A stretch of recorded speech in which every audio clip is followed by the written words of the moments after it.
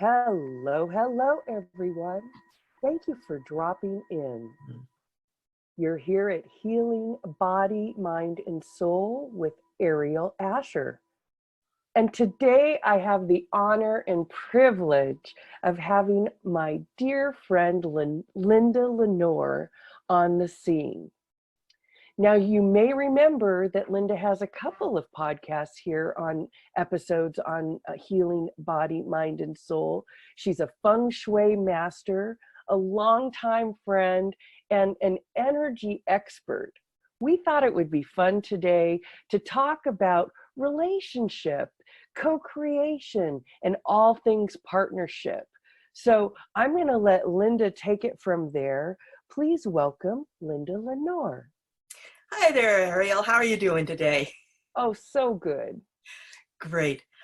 It is a wonderful, fabulous time of the year. We happen to be speaking shortly before Valentine's Day, and the thought of love and how it affects us personally and how we exude it into the world, how we display it, how we give it, or we withhold it, are all parts of how we can heal this planet. And so I thought I'd share a few of the things that have gone on in my own personal life around love and relationships, and how the energy around Feng Shui and some of the things that I've heard throughout the years, I've either implemented or I've tried with disastrous results. And thought that I would, share some of those so that other people don't fall into the same traps. I think it is just as valuable to on either side. Please don't do this. Is just as valuable as please do this, right? It's wonderful. Definitely. So let me share just a little bit of background. I'm in a second marriage. My first marriage was the right person to be in my life so that I had two beautiful children. And because of that, I wound up having so many different experiences. So there's definitely a reason why we get into every relationship, even though it may not be a long-term relationship. I had one lady, I worked in a flower shop for a while during the time that my son was sick and ultimately died. And she said, I think that we need to have three men in our lives. We need to have one that we have our children with, one that helps us to raise the children, and then one that is our partner thereafter. Well, it's interesting that when you look at it from the animal kingdom, I live in the state of Washington, and I'm very, very blessed to have bald eagles close by. And in finding out about that, their whole mating and place where they live is based upon whether the procreation occurs, whether they're successful in having children and having offspring, and even the nest. If the nest blows away, they won't mate with the same female. The male will not mate with the same female, just because there was something energetically that wasn't right with that female and that nest. And so just kind of giving you an idea that when we're talking about energy, energy encompasses more than just what we humans consider energy. It is something that the animal kingdom relies upon for their existence. And one of the things that I love, because I do love animals and their energy, and I've always been in touch with it on many different levels. I actually wanted to be a vet at one point, and looking at how they live their lives and how we live our lives might be a clue. And one of the things that I learned very early on were that there are some animals that mate for life. And that's ultimately what I think many of us would like to have. The reality is, for a number of reasons, it may not. But one of the things that we can bring in from a Feng Shui perspective is to bring in pictures of animals that mate for life. And the Asian culture brings in mandarin ducks, which look kind of like fat little chickens. They're small and they're not as much looking like a duck, but also cranes. Especially in the Japanese culture, you will see cranes, and the cranes mate for life. And so you might want to bring in a picture of two cranes that would be a symbol of mating for life. if that's what you're looking for. And then other times you're just wanting to have someone that will come into your life that will be a partner in an activity. I had one lady who loved to do ballroom dancing. And ultimately what she did, she found a beautiful picture in kind of an Art Deco style with the man in a tux, a tailed tux, and the lady in a ball gown. And she put that in what is known as the partnership area. And the reality is you can put it any place in your house, so I'm not going to go where to put it. But she put that up, and within a couple months, she wound up having this partner that was her dance partner for at least 20 years. I haven't kept in touch with her recently, so I don't know. But so we may want to have images around our space that reflect what it is that we want. And Linda, yes, this counts in any partnership, right? This doesn't have to just be a romantic partnership. Is that correct? Absolutely correct. Yes, any kind of relationship. So when we're looking at relationships, I'm going to jump in, and please interrupt me if there's a train of thought that you want to go on. I absolutely can't help it. You've met me. so trust me, I will. Please go on. I'm fascinated, please, but I will interrupt. So let's think about it from a business perspective. If you have a partner that does things exactly the same way that you do them, your business is probably going to be somewhat lopsided because you're only going to look at it from that same perspective. So the comment about opposites attract really is a blessing in many ways because it helps you to have a different perspective on things. And one of the suggestions that I wanted to share with everyone was a step that I learned, not from Feng Shui, but from some other modalities, was making a list of the 200 qualities that you possess or that you want in your partner, whether that is a business partner or a romantic partner. And that's supposed to be in a notebook that does not have a whole bunch of other things in it. It's dedicated just to what you want in this partnership. And I thought 200 qualities, and we'll look at it from a romantic perspective first. I'm not talking about what color eyes do you want this person to have, what color hair, how tall they are. No. Or if they have hair. That's true. That's another one that we can talk about offline, okay? But looking at what the qualities are, when I did my list, I was going through the divorce and was out there looking for the right person or people to spend my time with. And the therapist that I had at the time said, you need to date 15 different men before you really settle in on one, because you just haven't gotten used to what you're looking for. And I thought, okay, fine. I took that on as a challenge, which was fun. Always have to have fun with this sort of stuff. But one of the things that I was looking for was someone that would accept me because of doing Feng Shui. And, because so many people are very closed-minded, they may have decided right when they first find out that that's what I do, that I'm not the right person for them. So I needed someone that was open-minded. I wanted someone that liked to camp because I love to be in the out of doors. I wanted to go to the symphony. So the qualities I had listed were things more to the tune of activities that I wanted to share with someone else.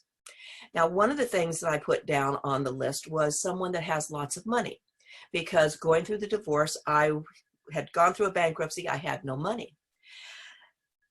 When I looked at my list, because the second part of this is you make a list of 200 qualities that you possess that's going to attract this other individual into your life. Again, romantic or business-wise. When I looked at that, I realized that all I was going to do by wanting someone that has lots of money was to get into the same kind of domineering relationship that I had been in before, where he had all the money and I didn't. So my goal, my to-do list was I needed to learn how to manage money and make money on my own, so that there was more of a balance in the relationship. I wasn't dependent upon someone. They couldn't use it against me. So kind of looking at that energy. And ideally what you want to do is to look at the list of the 200 qualities that you want in this partner and the list of 200 qualities that you possess and see how they mesh. Is there really a good fit there? Or is there some work that needs to be done in some area on your life, in your life? Or is there an area where you're being too exacting, you're being demanding too much perfection, and maybe you need to reduce your standards a little bit, because what you're getting into is a partnership. It's not a, I'm going to do this, you're going to do that all the time. We need to learn how to do things together. And then when something happens in one person's life, then the other one can step in and fill those shoes for the time being. An example, again, in my personal life, I like to be able to do things like that, sharing my personal life, because I'm not sharing other people's information. But my current husband has had a number of health issues. And at one time, he had to have radiation for cancer, and he was not able to do anything for about a year. But he had his own business. Well, at least I had enough background in running a business that I was able to run his business for him while he was recovering from the radiation treatment. So I think that that's one of the things that we very often forget in looking at a relationship, is the give and take of it and the equalities that we really want in that. Remembering that like energy attracts like energy. And so we want to have our energy be as complete and as balanced and intact as we can, so that we can find someone else that has that same balanced, intact energy. So those are kind of quick questions. Or like your client finding a good dance partner, right? Metaphorically, that will move, in reaction to the rest of us, right? The rest Excellent analogy. Yeah. Love it. Yes. Awesome. So for our listeners who are maybe wanting to explore this deeper, Linda, what do you recommend are some actions that they can take besides this 200 word or 200 quality list? Yes. Now that really is important. And some of the other things, what do you have in and around your space that are supporting the vision that you want? Having your intentions that you're writing down, that's one thing. But what are you seeing day in and day out in your space? One of the things from Feng Shui is having a bed that's large enough for 2 people. But we don't necessarily want that king size bed, because underneath the mattress are 2 separate, I'm trying to think of, box springs that are right underneath. And so there's actually a line that is dividing the 2 of you in that king size bed. So from a Feng Shui perspective, we really like to have double or queen size beds, because there's not that separation. We want to have a headboard that is a solid headboard, not something that is divided, his side, her side type of thing. Having pictures of things that are activities that you would like to do together. Again, that dancing, or maybe you'd like to go bicycling together. Maybe it is golfing. There's so many different activities. What is it that you want to do? Do you want to travel? Do you want a partner that you travel with? So having pictures of those activities up throughout your house. In your bedroom, and I'm going to go strictly to the romance type partnership right now. So in your bedroom, you want to have loving pictures or artwork there. You want to make sure that the artwork, a lot of people will have statues in their bedroom that maybe just the torso and doesn't have the arms or the legs. No, we don't want that in your bedroom. You want a complete human being. Exactly. You don't want something that's missing, because that's going to equate to something else that's missing in your life. Now, it may not be the actual individual that's missing an arm or a leg or something like that, but it may be missing a quality. I actually have a picture of wolves in my bedroom, because wolves mate for life as well. if you have a spiritual side, which your listeners in general, I would say, have that, you may want to have a spiritual icon in the room that's watching over you. It could be an angel, it could be a Buddha, it could be any number of things. But there may be something that you want to bring in from the spiritual perspective into your bedroom so that you have that spiritual component in the relationship. You don't want to be in a relationship where that is missing if you are a very spiritual person. So having things that relate to what it is that you want. We don't want to have things that are dark and angry, like a stormy sea, because that will bring in the energy of anger or a stormy, rocky relationship. So everything in the bedroom needs to be kind of loving and soft and gentle and caring. One of my dear friends was going through a few challenges, and she came across this book that basically broke it down into what men want and what women want. And bottom line from what I remember was men want to be respected. And I know that at times when I felt like the weight of the world was on my shoulders, that I needed to take care of everything. And I would sometimes lash out at my husband and I was not respecting him. And I realized, okay, I want respect also. And there's ways of addressing issues without having to be disrespectful. So how can I be more respectful to the people in my life, all of them, in a relationship, in a partnership? And then from a woman's perspective, they want love. They want to be told that they're loved. They want to be shown that they're loved. And so how can I also in my relationships give that showing of love, whatever way that happens to be? And then verbally communicating with whoever is in my life, both business and relationship. These are qualities that I'd like to have you show me as well, to respect me and to love me. So that's a couple of other little tips. Oh, yeah. Well, Linda, you're always full of tips. So Linda, I'm curious, how did you tell us the story about the bald eagles already? Yes, how eagles will mate. They will preferably mate for life, but they also are wanting to make sure that the species continue on. And so they will, generally speaking, have the same mate. If they were productive in having offsprings, then they will most probably reproduce or mate the next season. So I know we've talked about different things online and offline, so I don't think I actually mentioned that in this particular podcast. Okay. Yeah, Linda and I get super chatty, so sometimes we forget what territory we cover. The reason that I wanted to touch base on that is we also have a beautiful artist in our community who is contributing a chapter to our anthology book that is all about animal spirits. And I do know that she's got some beautiful artwork of the American bald eagle. Her name is Jennifer Bates, and she's a wonderful fine artist, and she incorporates the energy of Reiki into her animal mandalas, and then creates jewelry and other things from her artwork. So when you were talking about that, and I just wanted to make sure that we touched upon it in the podcast, I had that image of her eagle. And so I just wanted to make sure that we got this in the actual podcast recording, because yes, I wanted to plug her artwork as well. Yeah, whenever you can find artwork that has certain animals in it, thinking about what kind of quality those animals have is very important.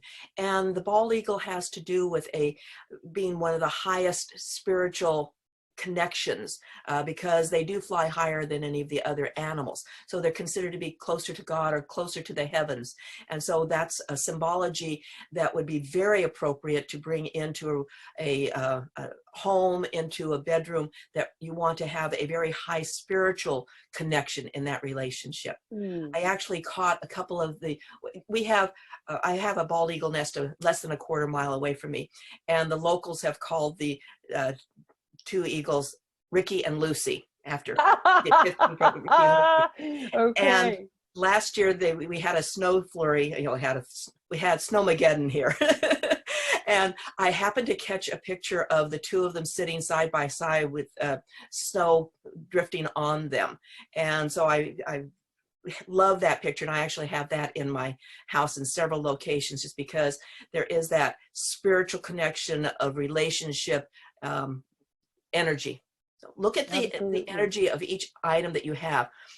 And if you've got something going back to your bedroom momentarily, you don't want pictures of your children or your parents in your bedroom.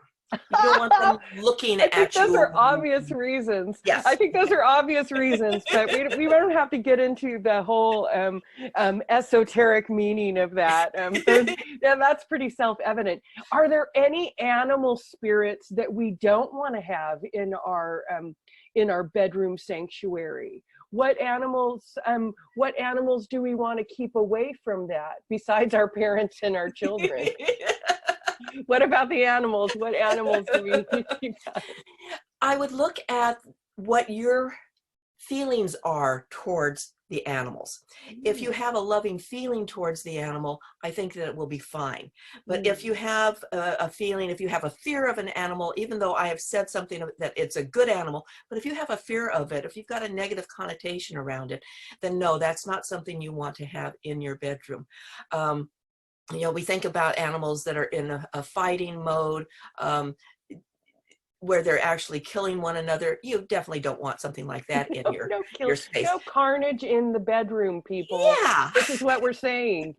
You heard it here first. But there are things that you can bring into your bedroom that might have special meaning. My family grew up loving Disney, and my daughter especially loves Disney. So having Minnie and Mickey Mouse, even though they aren't an actual animal, they are a mouse. This is the year of the rat. You know, that could be a cute little tie-in that you could have with Minnie and Mickey Mouse. But, you know, if you have a fear of that, then no, that's not what you want to do. Okay, no Mickey and Minnie in my bedroom. That's a whole thing at our house. No mice in the house. I turn into like some Victorian lady standing on on top of the table. Like, I don't know what happens. I'm like a totally sane person. I don't know what that is. Well, we got another thing we can talk about, Aeriol. Right. I remember once having to get on a conference call, and my cat had brought in a present because my cat loves me. And so instead of on the conference call, I had to post a picture of this lady who was up on a chair sweeping the mice away at her feet. I really get crazy about that. I don't know. It's irrational. I'm sorry. No, it's not. It's one of those things. Probably didn't want to know all that. I think they're really cute and everything. They just don't belong in my home. Totally agree. They can have a nice life outside. That's wonderful. Linda, if our listeners want to get a piece of you, what's the best way for them to contact you, or is there anything that you can offer them online? Can you give us some goodies to find you online? Yes, my website, and then my email that's attached to my website. So the website is lindalenore.com, and it should be in all these other things, but let me spell it out. LindaLenore.com. And then my email is linda@lindalenore.com. So again, LindaLenore.com. And let me just give you a couple other quick little things. You got All right. I've had probably close to 4 or 5 dozen women, mainly women, that have wanted to have a significant other partner in their life. And there's something about peaches. They call it peach blossom love. And so sometimes just by having a picture of peach blossoms, or bringing peach blossoms in, if you find them at a florist or even a silk one, bringing that in brings in a soft, gentle love into the environment. Another thing, though, has been actually planting a peach tree in the backyard. And as I said, probably 4 dozen of my clients have done that, and they've actually found their soulmates. And the relationships have been soft, gentle, everlasting relationships. So they may pick up on some of the Asian perspective of the peach blossom love. And then another thing would be, if you happen to think about it and you hear this before Valentine's Day, or you're able to find Valentine's, go and find a Valentine card that you would like to give to this significant other and actually purchase it. And also find one that you would like to receive and purchase that, so that you're actually bringing in that energy. What would you like to have that person think about you and be saying and sharing with you on Valentine's Day? And I've actually done this with a couple of clients recently that have just not had, have maybe not been quite open to receiving that love. I love the way she carefully words everything. It's so beautiful. I love the pause and the careful wording. You're so great, Linda. I've been known to stick my foot in my mouth a number of times. To receive. That's right. So they actually, when they heard that, they jumped on it. It was the right time. It was the right time for them to hear that and to do that. So those are a few little tricks that I would suggest that you do or incorporate into your life.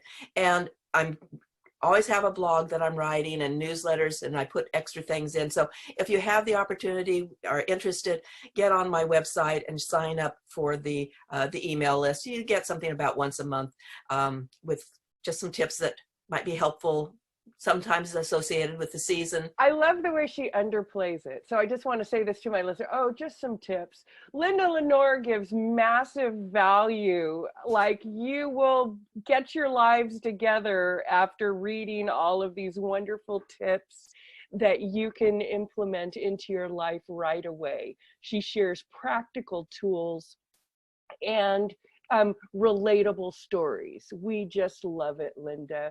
We love, love, love having you here on the show. It's my pleasure. I love to share the information. Having done this for 35 years, all the things with Feng Shui, the things that I've tried that have been disasters, we didn't get into that much today. We have like about 2 more minutes. Do you have a quick disaster story? Because I love that part. Well, it would go back to, probably one of them was, the relationship. I wanted someone that had a connection to the Native American. And I went out, this will date me. So it was just when the movie Dances with Wolves comes out. And no wonder you wanted that, yeah. And I love the whole First Nation, Native American perspective. The Canadians call them First Nation. And that has always spoken to me. And so I went, this particular gentleman that I was dating said, let's go and watch the movie. And I said, sounds great. The short version is that we had dinner before and we talked about the movie. We went to the movie. We had a date about a week later. We talked about the movie. A couple weeks later, we talked about the movie. That was his only connection to Native American. So what you want to do is to be very, very specific. In my case, it was having a knowledge of various First Nation tribes and some of their culture and some of the things that really speak to you as a human being or speak to you on a spiritual level. And my husband grew up in the South, and he grew up around a number of different Native American tribes. And he would read about them. So we had numerous conversations around this. So being very specific about what it is that you want. And sometimes you do need to try on a few frogs before you find that prince. So that's all I can say. And what I hear in that story is somebody with a deeper connection to culture. Yes. Right? And a deeper interest in culture and humanity, and not just a superficial idea. You know, that's wonderful. Well, that was a juicy tidbit worth waiting for. Don't you think, everybody? I really do think so. Linda, Thank thank you. you so much. It's always a pleasure to have you, and I hope we'll do it again. Absolutely. There's so many things I'd love to share with everyone. Have a Awesome. blessed day. You too, Linda. And for our guests, until next time, happy healing.